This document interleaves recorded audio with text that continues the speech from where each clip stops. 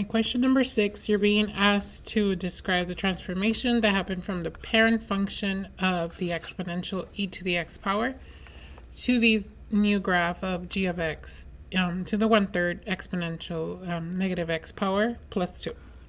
So it goes back to the basics of transformations. Once again, A is the effect of vertical changes, so you will have a vertical stretch or compression. B is going to be the horizontal stretch or compression. C is going to be the shifting left and right, and then D is going to be the shifting up and down.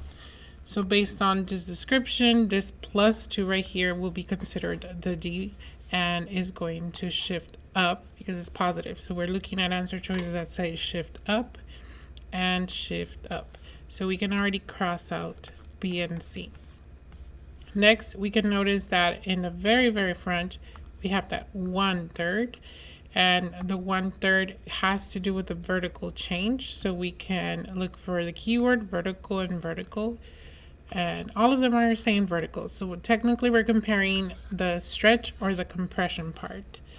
We can always graph that to check if it compressed or stretched. Let's also take a look at what that negative right here on the exponent part does.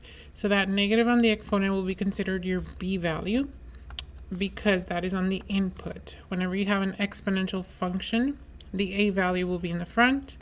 The B value will be considered right here next to the X. You will have a C value right there in parentheses with the B, and then the D will be the big number at the end. So definitely that negative is a negative B. And when the B is negative, we talked about being the reflection over the y-axis. And then if it was an A value that was negative, then they will reflect over the x-axis.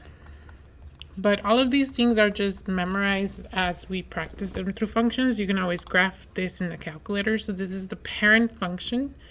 And when I typed all of these transformations together, it gave me, let me show you this graph right here. So as you can tell, it reflected over the y-axis just by looking at it. It flipped, like it turned.